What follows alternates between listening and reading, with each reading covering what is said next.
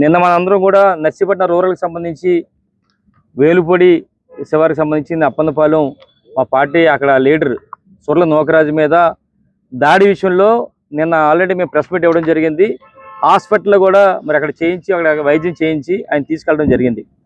అయితే ముఖ్యంగా మేము చేసిన ఆరోపణలు ఏంటంటే ఏదైతే ఆయన వచ్చాడో అక్కడ మీటింగ్లో ఇది జగన్మోహన్ రెడ్డి గారు ఇచ్చినప్పుడు మరి వ్యభిచారం అన్నారు, ఇప్పుడు మీరు ఎందుకు ఇస్తారన్న మాటకి సాయంత్రం 4 గంటలకి 4:30 తర్వాత పోలీసులు ఏ విధంగా తీసుకొచ్చారో చెప్పాము. నిన్న తీసుకొచ్చిన తర్వాత కూడా ఆయన కొట్టిన సాయంత్రం కూడా మేము ఏం చెప్పామంటే 7 నుంచి 7:30 మధ్య వరకు కూడా కొట్టడం జరిగిందని చెప్పాం క్లియర్గా. రాత్రి 10 గంటల వరకు ఆయన స్టేషన్లో ఉన్నారు. ఇప్పుడు చూస్తే నిన్న డిఎస్పీ గారు ఒక రిలీజ్ చేశారు, రాత్రి ఒక వీడియో రిలీజ్ చేశారు. ఏమంటారంటే ఎక్స్ఎమ్మెల్యే ఒక అసత్య కార్యక్రమం చేస్తాడంటే, అసత్య పదజాలం లేదంటే అసత్య కార్యక్రమం చేస్తాడు, అసత్య ఏదో మొత్తానికి చేస్తున్నారు. ఇది కరెక్ట్ కాదు. ఇది నిజాలన్నీ కూడా మేము రమ్మనండి, ఎక్స్ఎమ్మెల్యే రమ్మనండి, ప్రెస్ వారి సమక్షంలో మేము సీసీ ఫుటేజ్ అంతా కూడా చూపిస్తామని చెప్పడం జరిగింది. నిజంగా చాలా సంతోషం. దాని మీదే వారి ఆహ్వానం మేరకు ఈరోజు పత్రికా పెద్దల సమక్షంలో నేను కూడా అటెండ్ అవ్వడం జరిగింది. అయితే అక్కడ చూపించింది ఏంటంటే, మన డిఎస్పీ గారు చూపించింది ఏంటంటే, ఏదైతే ఈయన తీసుకొచ్చారో 5:59 నర్సీపట్నం రూరల్ స్టేషన్కి తీసుకొచ్చారన్న సంగతి ఎస్ఐ గారితో మాట్లాడి చూపించారు. 6:02 బయటికి రిసెప్షన్ దగ్గరికి వెళ్ళినట్టు చూపించారు. 6:13 బయటికి వెళ్ళారు. 6:14 మరి సెల్లో వేశారు. సెల్లో వేసి సుమారుగా 6:51 వరకు కూడా, అంటే సుమారుగా ఒక 40 నిమిషాలు 30 నిమిషాల వరకు 40 నిమిషాల వరకు కూడా సెల్లో ఉంచారు. సెల్లో ఆయన ఈ మొలతాడు తీసుకొని ఊరేసుకుంటున్న సమయంలో, అంటే ఈ బాధ బాధించేలాగా ఆయన అప్పటికే తిట్టిన తిట్లు అన్ని కూడా బయటికి రాలేదు. వాల్యూమ్ అది కూడా అడిగిన డిఎస్పీ గారిని, సార్ వాయిస్ వాల్యూమ్ ఉంటుంది సార్, పెట్టండి సార్ అది, మరి ఏమన్నారు, ఎస్ఐ గారు ఏం మాట్లాడారు, లోపల సెల్లో మీరు ఏం మాట్లాడారు అనేది తెలియాలంటే వాల్యూమ్ పనిచేయట్లేదు అన్నారు. దానికి సెల్లో ఉన్న 40 నిమిషాల్లో కూడా ఆయన ఇబ్బందులు పడుతూ, ఆయన తిట్లకి ఇబ్బంది పడుతూ ఆయన మొలతాడు తీసుకొని ఊరేసుకున్న సంగతి కూడా క్లిప్పింగ్ చూపించారు. ఎప్పుడైతే ఆయన ఊరేసుకుంటున్నాడో బయటికి తీసుకొచ్చి ఆయన్ని అక్కడ ఉన్న కానిస్టేబుల్స్ కానీ ఎస్ఐ గారు కానీ కొట్టి బయటికి పెట్టేశారు. బయట ఎప్పుడు పంపించారండి, సుమారుగా 6:51 ఆయన బయట పెట్టారు. మేము అక్కడి వరకు చూపించారు డిఎస్పీ గారు. మేమేమంటున్నామంటే 7:30 తర్వాత కుట్టారు ఆయన్ని. ఏదైతే మేము ఆరోపణ కూడా కాదు, ఏదైతే అక్కడ మన ఎవరైతే ఉన్నారో మన నాయకుడు నోకరాజు చెప్పిన దాన్ని అంతా కూడా ప్రతి రికార్డ్ చేసాం. మేము హాస్పిటల్లో ఏం జరిగిందో మేము తెలుసుకున్నాం క్లియర్గా. అవన్నీ కూడా వీడియో ద్వారా పత్రిక పెద్దల ద్వారా తీసుకున్నాం. ఆయన చెప్పిన ప్రతిదీ కూడా ఆయన చెప్పింది ఏంటంటే, ఒక కర్రకి జండుబాబు రాసి కొట్టారనేది చెప్పడం జరిగింది.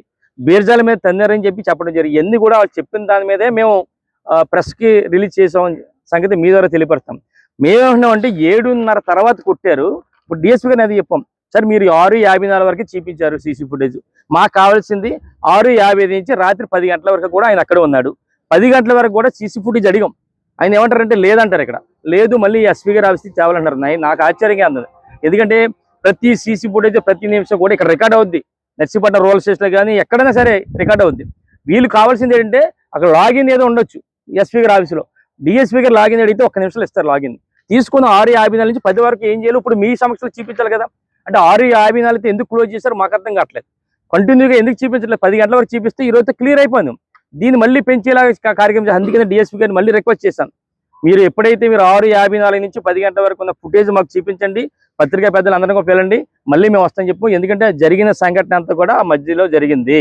ఇంకోటి ఆశ్చర్యం ఏంటంటే, ఎంత దారుణం అంటే ఈరోజు దాని మీద కంప్లైంట్ కూడా ఇవ్వడం జరిగింది. వాళ్ళు ఇచ్చాం, డిఎస్పీ గారికి ఇచ్చాం, రేపు ఎస్పీ గారికి కూడా కంప్లైంట్ చేస్తాం ఏ విధంగా చేశారని దాని మీద. అయితే ముఖ్యంగా చెప్పాల్సింది ఏంటంటే, ఈరోజు ఆయన మీద అప్పుడే ఎఫ్ఐఆర్ వేశారు.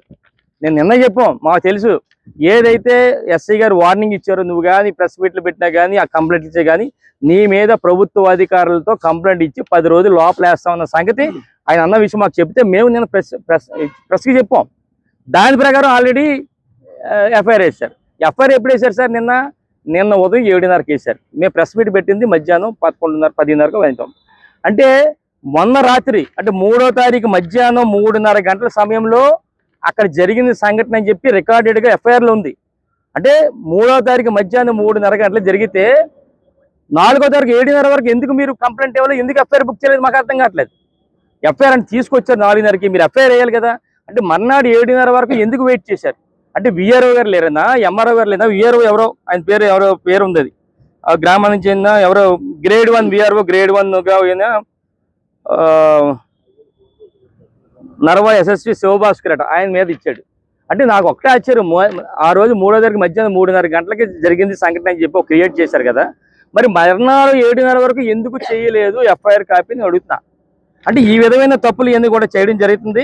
ఇంకోటి ఏంటంటే ఇప్పుడు ఎస్ఐ గారు డిఎస్పీ గారు ఏం చెప్పారంటే గేటు తొయ్యడం వల్ల ఆ బ్లడ్ వచ్చింది కానీ ఎవడూ లాగలేదని చెప్పి అంటారు. నిజమే, ఒకే వచ్చింది, బ్లడ్ వచ్చింది. ఎప్పుడు వచ్చింది? 6:54 ఎప్పుడో 6:51 వచ్చింది. మరి ఆడికి బ్లడ్ వచ్చినప్పుడు మీరు ఎందుకు ట్రీట్మెంట్ చేయలేదని అడుగుతున్నా. మర్నాడు వరకు కూడా అలాగే ఉన్నాడు. రాత్రి 10 గంటలకు వెళ్ళినప్పుడు అక్కడ నర్సీపట్నం వేలుపూడి పిఎస్సీలో ఇంజక్షన్ చేయించుకొని మర్నాడు వచ్చే వరకు కూడా బ్లడ్ అలాగే ఉంది. మరి మీరు మీ ద్వారా సెల్ మీ కానిస్టేబుల్ సెల్ తోస్తేనే క్లియర్గా ఫుటేజ్ చూశారు. సెల్ తోస్తేనే తగిలిందని చెప్పి క్లియర్గా చెప్తున్నారు కదా, మీరు తోస్తేనే దెబ్బ తగిలింది. అది దెబ్బ తగిలినప్పుడు మీరు ఎందుకు ట్రీట్మెంట్ చేయలేదు ఆయనకి? బ్లడ్ అంతా కూడా అంటే నేను ఉదయం మేము 10 గంటలకు హాస్పిటల్కి వెళ్ళే వరకు కూడా బ్లడ్ వస్తా ఉంది. అంటే అంత విధంగా ఉన్నప్పుడు మీరు ఎందుకు అలాగే నెగ్లెక్ట్ చేశారో మాకు అర్థం కావట్లేదు. అందుకని మేము ఏమన్నామంటే ఈరోజు ముఖ్యంగా చెప్పాల్సింది ఏంటంటే ఏదైతే అక్కడ క్రియేట్ చేశారు, ఒక అసభ్యకరంగా ప్రవర్తించాడు మహిళల మీద అని చెప్పి ఈ విధంగా చెప్పడం, వాళ్ళు మార్లు మర్యాదగా ప్రవర్తించాలని సూచించినప్పుడు కూడా ఎంఆర్ఓతో వాగ్వేదం దిగారు. మళ్ళీ ఎంఆర్ఓ గారిని ఇన్వాల్వ్ చేశారు. ఇది ఒక అలవాటు అయిపోయింది.